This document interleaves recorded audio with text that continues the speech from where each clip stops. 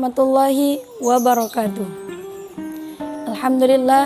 Alhamdulillahilladzi wassalatu wassalamu ala Rasulillah Muhammad ibni Abdillah wa ala alihi washabihi ajmain, amma ba'du. Faqad qala Allah ta'ala fil Qur'anil Karim wa huwa asdaqul qailin. A'udzu billahi minasyaitonir rajim. Bismillahirrahmanirrahim. Fadhkuruni adzkurkum washkuruli wala takfurun. Sadaqallahu azim. Wa qala Rasulullah sallallahu alaihi wasallam, idza saluhat saluhal jasadu kulluhu wa idza fasadat fasadal jasadu kulluhu ala wahyal qalbu. Ikhwah fidin rahimakumullah. Hati ibarat pisau bermata dua. Hati bisa menjadi organ yang paling taat atau menjadi organ yang paling bermaksiat.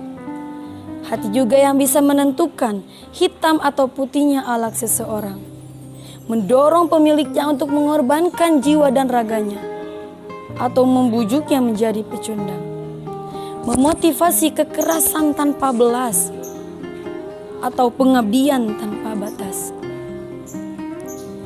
Karena hidupnya badan akan membuat kita bahagia dunia, tetapi hidupnya hati akan membuat kita bahagia dunia dan akhirat. Kebutuhan hati terhadap berbagai jenis ibadah dan ketaatan, seperti halnya kebutuhan badan pada makanan dan minuman. Seorang hamba benar-benar membutuhkan ibadah kepada Rabb-Nya, seperti halnya hati kita membutuhkan nutrisi. Nah, insyaallah dalam kesempatan ini saya akan menjelaskan 4 nutrisi bagi hati. Yang pertama adalah dengan berzikir. Zikir adalah mengingat Allah Subhanahu wa taala. Zikir bisa diibaratkan seperti makanan pokok. Jika seseorang tidak berzikir, jika seseorang tidak mengingat Allah Subhanahu wa taala, maka ia seperti orang yang tidak membutuhkan makanan pokok. Karena dengan berzikir kita akan diridhai oleh Allah. Karena dengan berzikir kita lebih dekat dengan Allah Subhanahu wa taala. Dan karena dengan berzikir seorang hamba diingat oleh Rabb-Nya.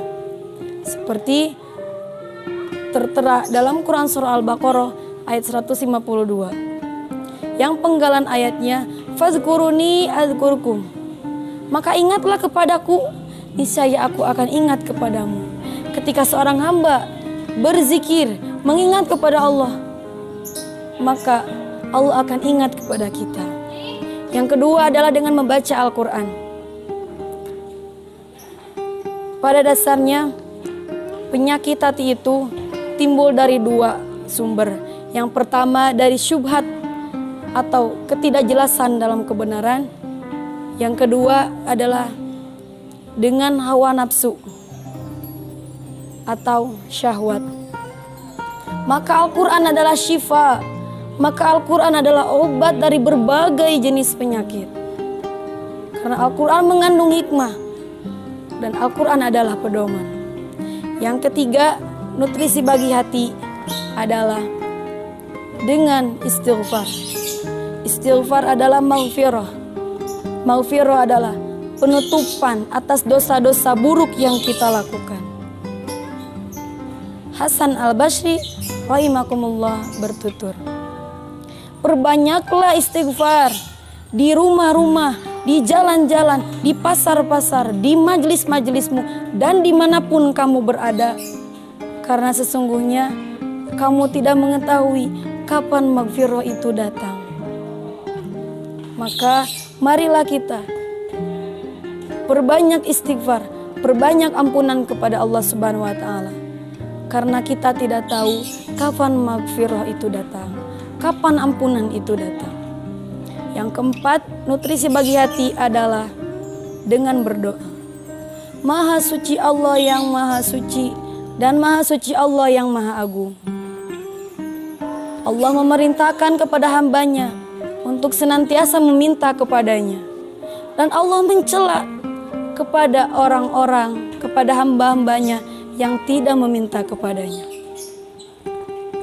Jadi Ikhwa fiddin rahimakumullah, dapat saya simpulkan nutrisi bagi hati ada 4. Yang pertama adalah dengan istighfar. Yang kedua adalah dengan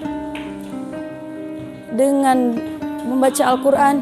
Yang ketiga dengan doa. Yang keempat dengan istighfar. Semoga bermanfaat dan bisa memotivasi agar kita lebih pandai, agar kita lebih menjaga kesehatan tubuh dan kesehatan hati kita. Afwa minkum. Wassalamualaikum warahmatullahi wabarakatuh.